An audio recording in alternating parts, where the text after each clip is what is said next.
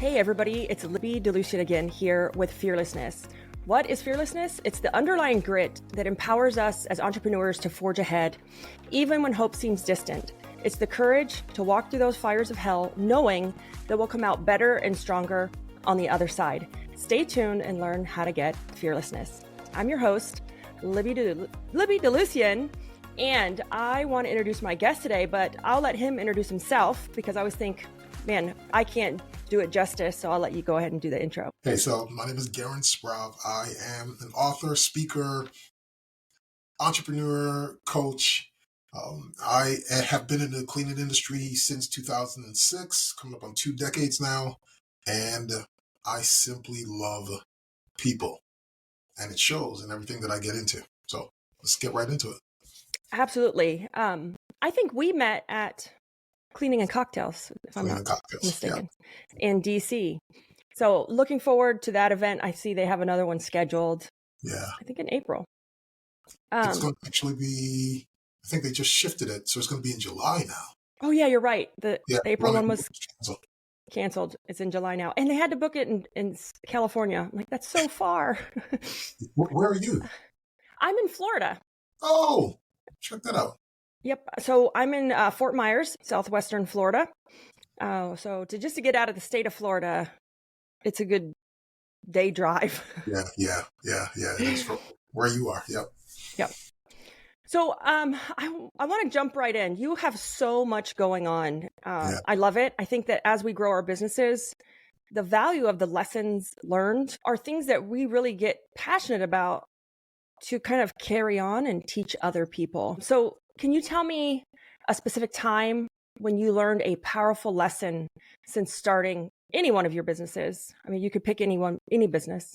Yeah. I think the one that stands out to me the most right now is, so when I lost one of my largest subcontractors, I was working alongside them. I was paying attention to their employees and noticing that the employees weren't coming to work with a host of joy, right? I started seeing like veins popping in the sides of their temple and their heads. I'm like, yo, what's going on? Something is up. And I confronted my subcontractor on that just to find out, hey, is your team okay? Yeah, Gerren, they're okay. They're doing well. And I kept pushing her, just asking her, please take care of the team. Make sure that they're good. Because when I would show up, they wouldn't say anything to me. They were quiet, which seemed odd. And eventually, she literally just showed up with all the keys to all of my accounts on a Monday morning, dropped them off on my desk and said, Merry Christmas, and walked out. I was about to freak out because I knew that I was going to get calls Monday morning. So I walked to my desk, I sat at my desk, and I prayed first, took a deep breath, and I just started making calls calmly to all of my clients. And they were like, Gerren, this seems odd from you guys. Like, what's going on? We'll get it under control. Gerren, I trust you. And just knowing that my clients trusted me along the way told me that I was doing something good already. Then I had to figure out the problem. Being able to reach out to the right resources, the right people. So basically having the right people around you that could calm me down and say, Gerren, it's okay. We can figure this out. Helping to navigate that problem. I didn't lose any clients after that.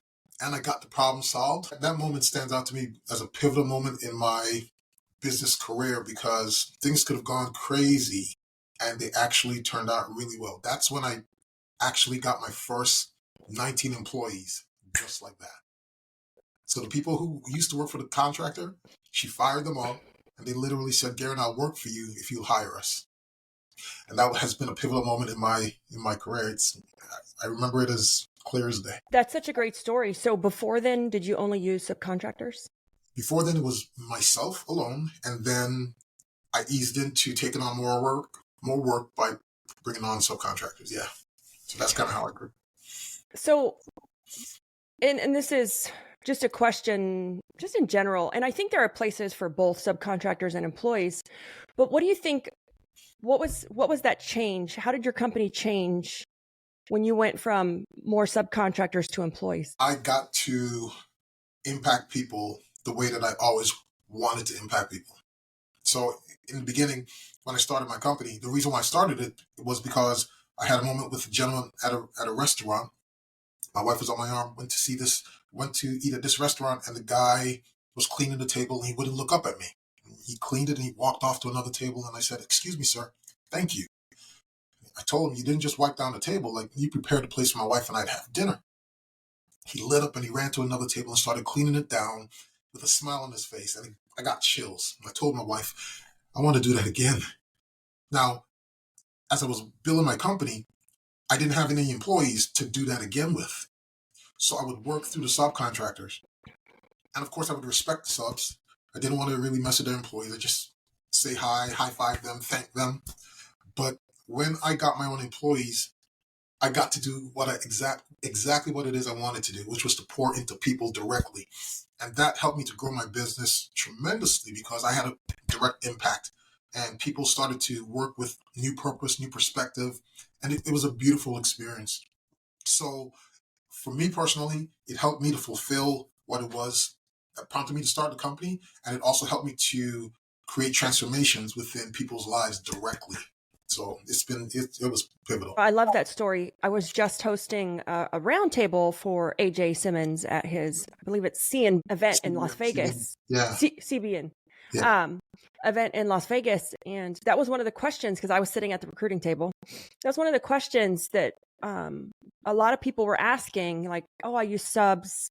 What's the difference?" And I think hearing that come from you is such a great, those lives versus trying to do it through someone else, you know, regardless of the taxes and all the things that people think about. Sure.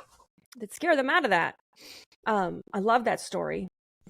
So, you know, reflecting back on a lot of those times during that journey, what would you say the experience that you're the most proud of while running your company? All right. So I mentioned to you in the beginning, I told that individual, "Thank you." And he lit up. My purpose for being in business is to create environments where the word thank you is exchanged often. Okay? Because I saw what happened when I said thank you to someone. And when someone says thank you to me, I see how I light up. Being in business for me is like playing in a sandbox. I create environments where I get to work on myself through my business. And while I'm doing that, things happen. So we grow our business, revenue increases while I'm working on myself. So for me, continuing to create environments in each one of our businesses, creating environments where thank you is exchanged often is what drives me, and it keeps me focused.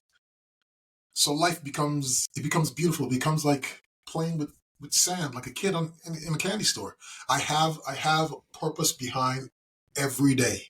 And it no longer is it anything where I'm just trying to make money, or like if I was just working with subs, it'd be difficult. I wouldn't feel it in my heart. It'll be work. Now it's not work. I get to live out exactly what it is I wanted to do, which is just create thank yous everywhere. I think that the hard work definitely pays off. A lot of entrepreneurs, they can't see the light on the other side. That's one reason why I started this podcast. Yeah. Is it's that daily grind, that daily chaos that can knock you down and keep chipping away at you. And if you keep pushing through, there is this other side that is so amazing to experience. Because like you said, every day is great now. Every day, yeah, there's some bad days, but as we work on ourselves, we learn how to handle those. We learn how to be more grateful. Oh, I was a hot mess. I tell stories all the time about when I first started. You know, I'm half Mexican and half Native American, and you know, like temper, no patience, like just hard-headed. And I'm a completely different person, and so grateful that I could have the experience to work on myself as I helped other people and grew a business. Can I ask a question? Yeah. Did you know that you were working on yourself to get here, or were you focused on working on your business to get here? So I didn't know I was working on myself at the beginning. And I think until your company reaches over like 1 million, 1.5 million, and you start to get out of those valleys of despair. Yeah. And then once they hit those revenues and we were approaching like 2 million, I was then seeking more personal development. And it turned into, there's no more working on the business per se. It's kind of established. Like you have your SOPs. Whether you're a payroll pro or an employee wanting to understand your paycheck better, we've got you covered. Tune into It's About Payroll for expert insights on payroll trends and compliance, or check out It's About Your Paycheck, the go-to podcast for employees looking to understand their pay and rights. 2 great shows, 2 great hosts. Listen now. Brought to you by Work Defined, where payroll meets clarity. You have those systems. It's now you need to work on Libby, me, because I need to now make leaders that can run this without needing me. And so many people, I'm one of those, at first, I took it as a sign of pride. I didn't ask anybody for help. Yep. Now I'm always asking people, not for help, but insight. Like, hey, talk me through this. What do you think? So I have those group of people around me that I can say, hey, man, I'm going through this, or what do you think about that? And it's not like that no more, where I took it as a sign of pride that I didn't ask for help. I'm constantly seeking insight. And when I reach those revenues, when I reach certain plateaus of revenue or goals, I go to mentors that have already been there and I say, what do I need to do next? Yeah. I remember seeking out three of them as I was approaching 2 million, kind of saying, hey, what do I need to do next? Because I don't want to find that mistake out myself. I want you to and all of them said, it's now time to work on you. You need to work on you. Uh-huh. I have a mentor, he's Dan Martell, and he has this saying that, belt buckles and bank accounts, like one must go down for the other to go up. Yeah.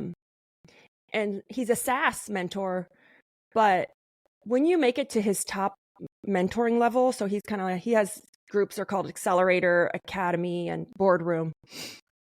When you make it to Boardroom, when you're sitting in that room and you have to hit a certain revenue to qualify to get in, you are not talking business no more. You're talking about your health, your mental capacity, your marriage, your faith, and whatever it may be. And it becomes a whole nother level of teaching. And I think I got into that about a little more than a year ago, where I really took it serious with exercise and diet and mental clarity and clarity breaks. Because if you can't do that, or if you don't do those things, you won't have the capacity to deal with the big issues, the big problems that will take you down if you don't focus on those things. Yeah. No, and I'm glad that you have carved out that time to do that, right? To work on you along the way. One of the things that I do is I bridge that gap. So as part of some of the coaching that I do, and I say this early, I wanted to start a business where I can help people in the service industry to build confidence and to grow, right? So that they could recognize through every day, it's a gift to them. Now you mentioned once you reach 1 million plus, you begin to work on yourself. Dare I say, Libby, that once you say, yes, I'm going to do this, you make the choice that I'm going to start a business, the opportunity begins to work on yourself from day one. And I think a lot of times you hear people talk about this work-life balance. When you are being who you are, there is no work-life balance. You are just being every day you wake up. 100%. And life continues to gift to you on a day-to-day basis. If you don't recognize it, you'll feel like, I'm not where I'm supposed to be. I need to make X amount of dollars. Were you present with today? Did you really see what happened to you or for you today? And a lot of us miss that. We miss that life right now is happening for us, and we can grow and we can use it and we can play with it right now. Because let's just say we get to the 1 million or the 2 million or the 5 million mark. And now our health isn't where it used to be. Or the people that were in our lives or were passing through our lives, they've already gone because we've gone. So we missed that opportunity because we were always focused on ahead versus today. So what I help people to do is play with today so that you can see the gifts that are always coming your way, so you can smile as you wake up. First thing you wake up in the morning and you roll over, you grab your phone to see what problems there are. Well, what opportunities are there? Right? Now you can smile and say you know what? I solved big problems. Let's go. And now you grow into that. So you start reading books and applying things different because The perspective has changed. So I don't want people to wait until they reach the... Hi, I'm Carmen Hudson. I'm the host of the Recruiting Book Club, and we're starting our second season. I'm so excited to bring to you another set of guests of recruiters who have written books. We are excited to have some very special guests this season. We've got Shally, we've got Craig Fisher, James Ellis, and quite a few other people that we're going to bring on board to tell us about what they wrote, why they wrote it, and maybe we'll veer off into a conversation about recruiting on all types of topics and subjects that happen in our industry. So I hope you can join us. I'm excited. Those marks, because if they don't reach those marks, when will they personally grow? Yeah. And a lot of us, when we start, we're just so far in the trenches, like we don't even bring our heads up to realize that. One of the things I try to live by is, everyone has this concept of, I want to build an empire. I want to leave a legacy, right? And they're working so hard to leave a legacy. But, one thing I've learned is that I want to live that legacy now. Why not live the legacy now? Why not live that legacy now in the moment? Because as a business owner, you have that ability to do that instead of dying and not even seeing that legacy or what you left, or saying, oh, when I get to this revenue, I'm going to retire. When I get to this revenue, I'm going to take a vacation or buy a dream home or volunteer or start a nonprofit. Yeah. And that's when you see people leave with regret. Yes. Versus if I live, so building a legacy for me is creating a job or a company that I never want to retire from. You're just being you, Libby. Yeah. Awesomeness, right? So the question is, like, how can we help people do that today? And you mentioned earlier, I mentioned earlier that I'm an author. So the book that I wrote, which was called Fast Track Your Calling. I was going to ask you, why did you write a book? I'm writing a book, and actually at the end of this month, we start writing. Good stuff. Oh, yeah, it's going to be awesome. It's going to be awesome, right? And let me know, please, because I'd love to read it. But that book, Fast Track Your Calling, How to Fuel Your Drive with Every Assignment. Maybe I could have chosen a better or a different title. But the point behind that book was how to fuel your drive with every assignment, every problem, every interaction, every moment helps to fuel us, right? When we look at life differently, all of a sudden you're fast tracking where you're going because you're, like you just mentioned, we're living it right now. We're starting a nonprofit right now, but I don't have enough. I don't know. Who do I need to be in order to start a nonprofit? But if you ask yourself that question, all of a sudden it's like, who do I need to be? Who do I need to become? Now you start thinking from a different perspective. And now you start looking at life, and the people that will help you all of a sudden start showing up. Because they just appear. Now, it's Libby, crazy. You know that they were always there. They were it's just always like, there. Wow. So, or we didn't work on ourselves or work up that confidence to even ask for it. You got it. Because once you ask for it, it's like it comes to you. A great story. I was speaking on a panel, and I have no idea. I looked down the panel, and I was like, I don't know how I got on this panel.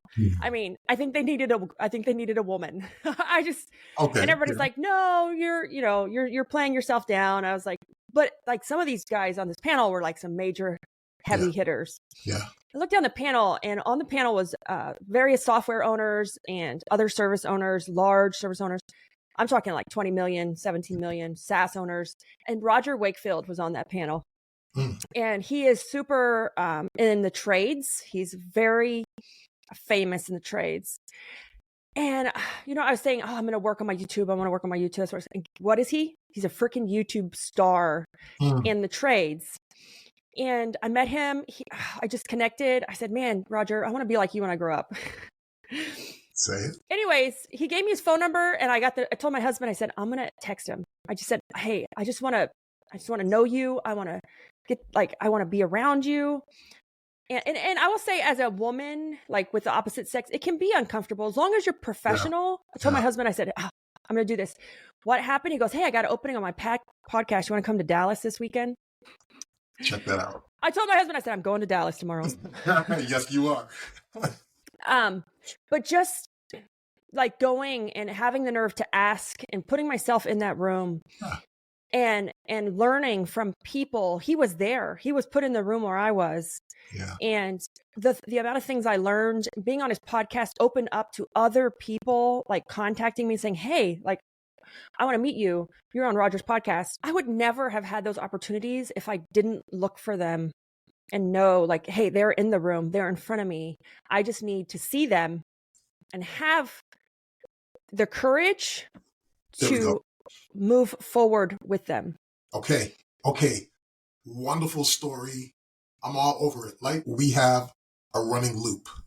Let's just say we've had some trauma in our past.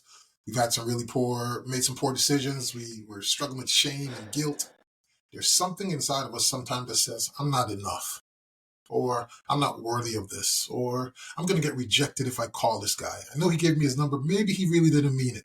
All this chatter, this noise that's going on, where what you've been praying for, what you've been asking for, just presented itself. But because you got this running loop, you don't make that call. They're going to reject me. You know what? Maybe I'll put it off. And then months go by. Maybe he's forgotten about me. If I have to text him, he probably won't even. All this stuff that's going on in your head, where what you've been asking for was just presented to you. People don't give respect enough to the loops that they have running in their mind. They suppress it, and it compiles, and it creates all kinds of new stories and all kinds of real estate in our brain that takes up all the energy that could have been used for what you just did.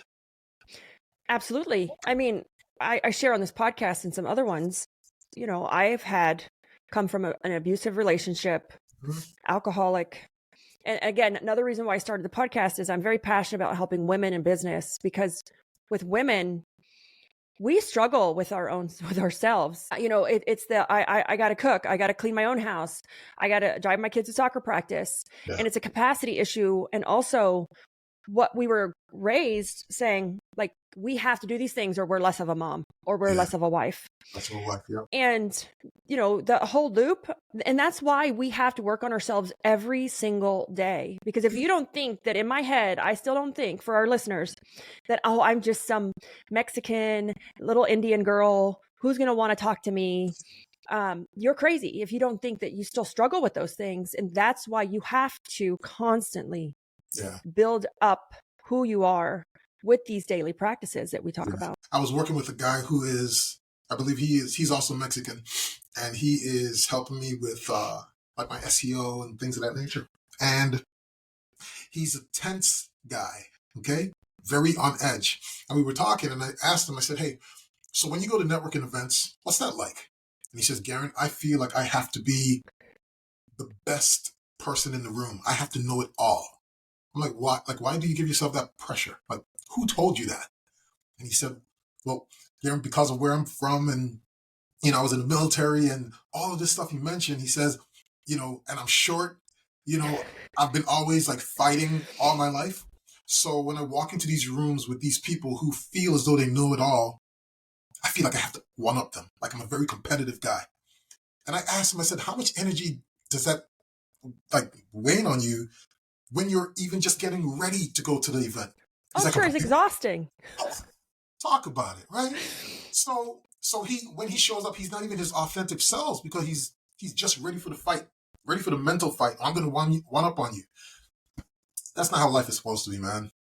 That's too much stress on top of all the stress that we already handle, you know? So just helping people to work through that so that they can just show up light has been a joy of mine. And we see the results, man. People get results fast because they're just playing with life. Absolutely.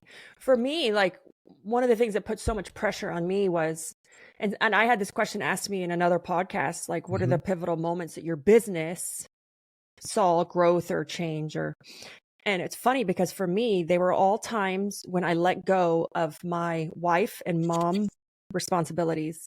It was, first one was, I got an executive assistant. I fought with that forever. And finally, someone in my SaaS group said, oh my God, will you just get an assistant? Like, you've been talking about this for 3 months. And I was like, okay, maybe I should just do it. But there was something telling me, like, no, you can check your own emails. But I did it. Yeah. And then the next one was, oh no, I'm sorry. The first one was letting my own cleaning company clean my house. That was the first one. Okay. Right? It gave me time back, capacity. We only have so much time, so much brain power. Second one was getting the executive assistant. And the third one that really changed, but these changed my business. These are where we saw business growth, was getting a house helper, someone that came in to cook, manage the house, take care of the lawn, everything that I would take care of, not cleaning because cleaning company cleans it. Because I travel all the time. And it's like, I'm leaving my husband as a single parent to do all these things. And it weighs on you. And then you're trying to make up for it and you're trying to do it. And the fear was, how do you fill that time with revenue generating tasks or things that are important and not just like slack off because now I got a house helper and assistant. I'm going to eat potato chips on the couch. Those things, for me, networking wasn't the hard thing for me to do. It was the pressure of having to maintain the house, the kids, the sports, the driving, the cooking. And my husband cooks and cleans and helps with all that. But it was that, like, I was raised that this is what you were supposed to do. Yeah. And that was the anxiety that I got. And it kept me from really allowing the businesses to grow because I couldn't let go of those things to give me more freedom or time freedom to exercise, to read, to meditate, to work on big projects or big relationships. Yeah, I'm smiling because I'm proud of you, right? I'm proud of you, and I see you, and I see all the other people who are struggling with the decision, as just like you did, until you do it, and then you're like, why did I take so long to do this? You're thinking to yourself, oh my God, what are my parents going to say? I have a house helper. I got a house helper. They're going to shame me. Listen, it's a beautiful thing when you put those things in place because you recognize you are more powerful, you're more in flow when you're doing your God-given talents. And you gave yourself permission to do those things. One of the problems or challenges people might face may be, well, I can't afford it. When you take the step, and I'm talking to myself too, man, because there's some things that I'm working on that I sometimes look at our bank account and it's like, but that tells me that I'm stretching myself, right? Absolutely. When we start talking about we can't afford it, that puts such a halt to the momentum that we were creating. And now you just sit in that place, that in the meantime space where it's like, I can't afford it. Well, one day I'll afford it. So now I got to work harder to be able to afford it. But if you just made a decision, and like you said, right, being available and being open to what's happening around you, you're going to start increasing your revenue. All of a sudden, you're like I don't feel it. And it's working, So kudos to you for doing that. 100%. It's when we saw the businesses change, when I made those personal changes. Yeah. And I'm always one of those, when you had said it earlier, is this the way an owner lives? Is this the way you want to live? Is this the way you want to live every day? There are so many versions of myself when I look back to say, when I decide that the company, we're going to do this, we're going to do that, I have to start living that. I have to start acting that way, start adjusting. It's a great feeling, but scary at the same time. Because I think we're also going to get the stigma that well, who do you think you are? You are. Yeah, that's the imposter syndrome coming in. It is. And it's definitely, with women entrepreneurs, we struggle with this a lot. I don't know about men as far as the imposter syndrome, because I'm so tired of women saying, I'm sorry. Once I say this to you, you're going to notice it everywhere. So women, we say we're sorry. I did it all the time. I would even start an email. I'm so sorry. And we say we're sorry. Why are we saying we're sorry all the time? Yeah. It's because we have that weird inherent, we have to fix everything. We have to take care of everything. We have to nurture everything. And if we don't, it's our fault. I'm listening to you. You're going to notice it. And if you're a husband or a spouse or a partner, or if you are the woman entrepreneur, I want you to notice how often you say you're sorry. And I want you to stop saying it. What would you have them say, if you don't mind? Well, why are we saying we're sorry? We don't need to justify anything with an apology unless you truly did something wrong. Yeah. You can address it without saying you're sorry. If it took you 2 days to get to an email, that's no problem. Address the email, reply. I think that we just think that we have to, I'm late. I'm so sorry. Instead of saying, hey, I'm running late. I'll be there in about 5 minutes, letting them know and just communicating. in a more open and honest way versus just going straight to the sorry. Yeah. Yeah. So being a man in a house with a wife and 2 daughters, I experience life differently. Okay. All right. So it's not sharp edges. It's more rounded now. Okay. I'm growing. So 2 weeks ago, I took my family down to the outlet malls here in Orlando. And my daughter, when you go to those malls, they have the kiosks in the middle as you're walking around. And I saw my daughters talking to a couple people, and they have their own money, right? And all of a sudden, my youngest daughter, she's 9 years old. She walks away with a bag. Okay, so we're walking. Less than 10 minutes into the walk, she begins to cry. I'm like, what's going on? She's like, Daddy, I don't want this. I was like, you don't want what? I don't want what I bought. I was like, okay, but you chose to buy it. Yes, Daddy, but I don't want to go home with it. I don't want to go home with it. She's crying. I'm like, okay. Let's talk about this. Did you feel forced buying it? She's like, no. Okay, so did you not know what to say? I'm trying to find out exactly where was the break where she lost. And she said to me, she says, the person seemed so nice. I didn't want to make them feel bad. I was like, okay, all right. That's where we are. Okay, so I said, let's play this quick game. I said, chocolate ice cream or vanilla ice cream? She's like, Daddy, I don't like ice cream. I said, okay, just go with me. She's like, vanilla ice cream. I said, why? Because I don't like chocolate. I was like, okay, let's try it again. Chocolate ice cream or vanilla ice cream? She's like, vanilla ice cream, Daddy. Why? Because I'd rather vanilla ice cream on my apple pie. So I don't want chocolate. Okay, let's try it again. And we did it, and she says, vanilla ice cream. Why? Because I want vanilla ice cream. I said, excellent. Babes, you can make a choice just because you want to make a choice. You don't have to kill off anything else. I don't like chocolate. Just choose ice cream and walk away. So if you didn't want to buy it, you could say, thank you, but I'm going to go now. She's like, but that's it, Daddy? I'm like, yeah, you choose to leave, and it's okay. So I'm teaching them how to make choices because they just want to choose. Well, there's a great, in the book, I think it was Be Your Future Self Now, talk about the word have versus want. And it's a great explanation. And so many of us are scared to say, I want, or not have. Yeah, like I have to have this, or versus I want to have, like I want a BMW. Yeah. Oh, I'm sorry. It's need versus want.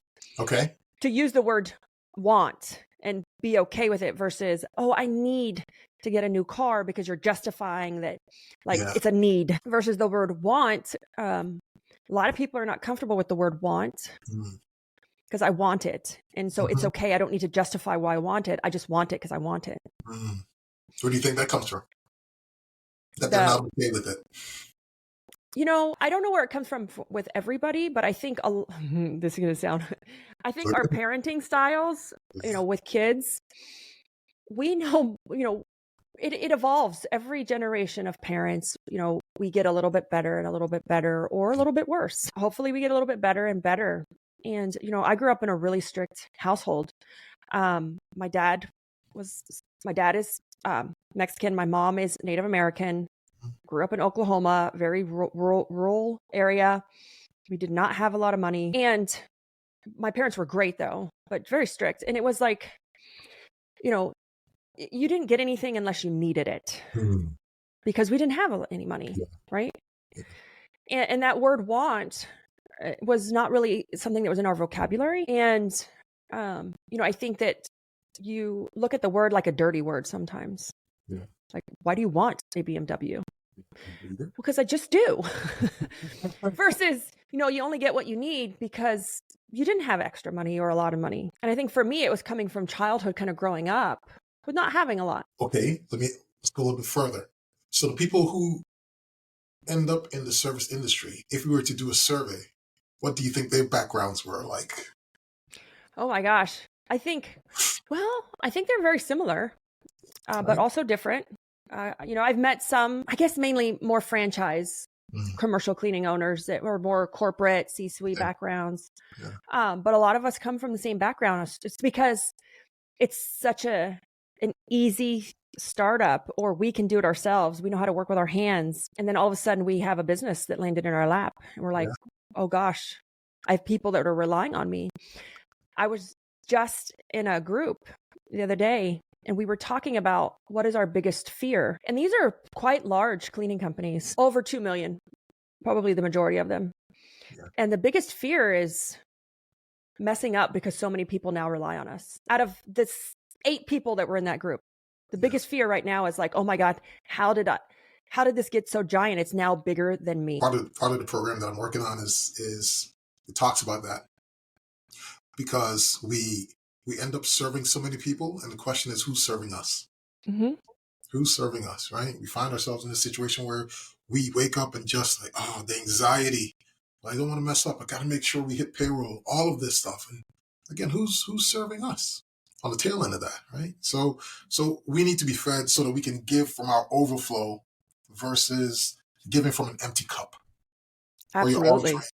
So helping people to get to that overflow, that's been my mission. It's been a ride. It's been fun. That's awesome. Yeah. I don't even start working now till 10. Well, there's a lot of things you have to learn about yourself once you have, I probably have about 100 people that I'm responsible for now. And that doesn't even include their kids and their families and their spouses.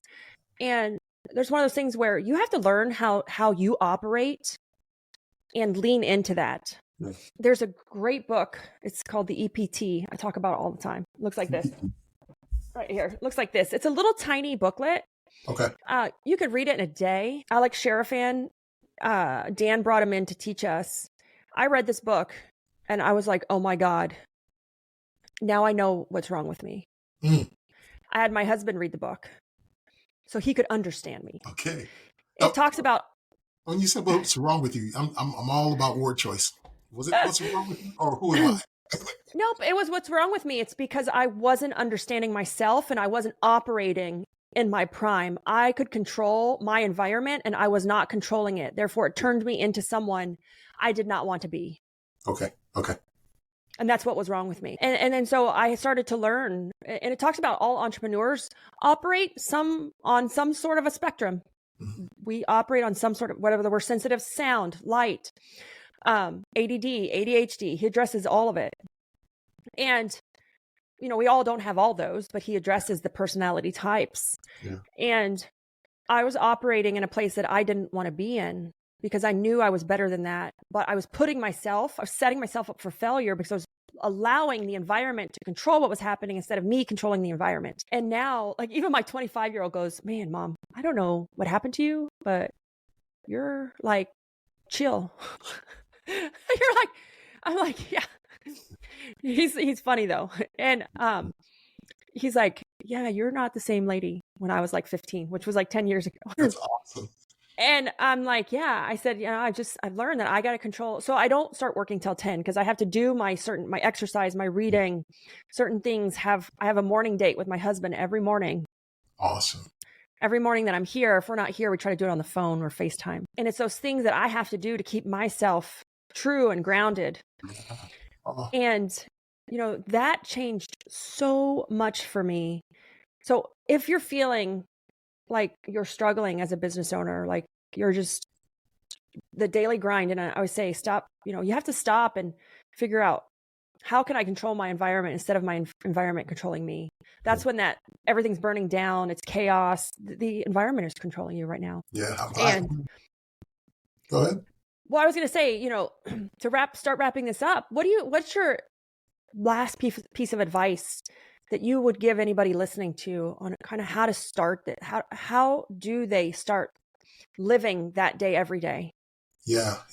So first off, as I answer that question, I want to tell you thank you, right?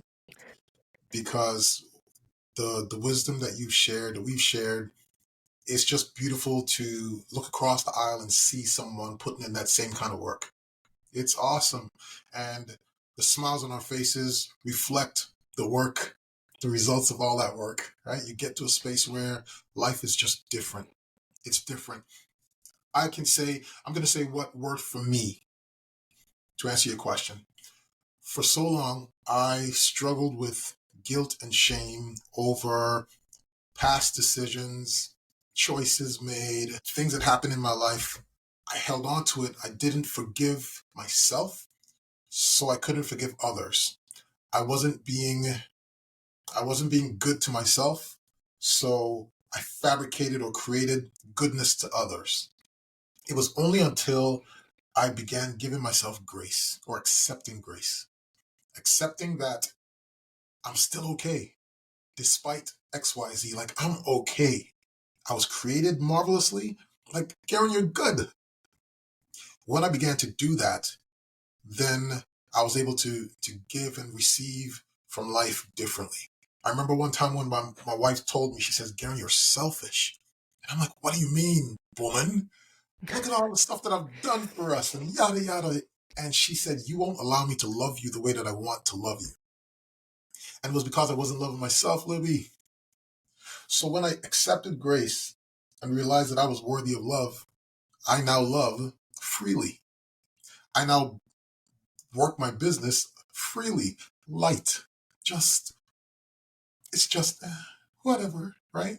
Because I have been one of billions of people who have been able to experience this life. So business out there is working for you. Let's just look at it differently so that you can receive the gift. The people around you are there for you.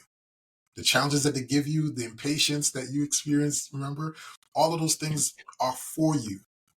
And if you would just play with life, business, life, being a spouse, a husband, a father, a friend, a sibling, it all becomes beautiful. So I gift that to you because that's what life is about. Absolutely. Love that. I think same goes for me. A lot of shame, a lot of guilt, but I wouldn't change it for the world now because it taught me lessons. It made me who I am now. And if I wouldn't have went through those things, no matter how bad or good they were, I wouldn't appreciate what I have right now. I acknowledge you. This is awesome. So to wrap up, what's next for you? Do you have anything that you want to tell the listeners that you got in the works? Anything big going on? Yeah, some random things. So I'm originally from the Caribbean, from the Virgin Islands. My brother and I, we're doing some work down there. We have a fuel distribution business down there in the islands. And a year and a half in, we're doing quite well. I applaud my brother for the work that he's been putting in, his growth over the years. He's 6 years older than me. And he is someone who, and I'm 46. So he is someone who is doing the thing that he always wanted to do at this point in life. And he's happy, even with all the challenges. So for people who are building their businesses and stuff, and you think like, oh, it's taking so long, listen, you can get in there anytime you want to and play the game. It's beautiful. So I'm doing that. And tonight I'm getting ready to go on spring break with my kids. I'm going to drive up to Asheville and have some fun for a little bit. I love Asheville. Asheville is awesome. It is awesome. But being able to do those things with my family, that's a blessing, man. So I treasure those moments. I'm going to be present. I'm going to play. I'm going to have fun. I'm going to be a dad. I'm going to be a father, a spouse, a friend, and then come back and hit it again. Awesome. We frequent Asheville often. I have a house about an hour and 45 minutes from Asheville, in the Georgia, Tennessee, North Carolina, the border corner. Yeah. Yeah. Cool. So we love Asheville. Awesome. So if you want to find out more or where you can find his book, we will have all of that in the show notes as well. And so guys, that is a wrap. But I want to thank everybody for listening. If you enjoyed the podcast, please make sure to share it with any business friends, entrepreneurs that may be struggling when it comes to that journey that we call business. Again, thank you for listening. If you want to find other episods, you can find them on libbyd.com. And that's a wrap into the heart of fearlessness. Remember, every step we take is a move towards our own strength and courage. Keep walking through those fires because on the other side lies a version of ourselves that's unstoppable. I'm Libby, reminding you to embrace fearlessness. Until next time, stay brave, stay bold, and keep pushing forward. I love it.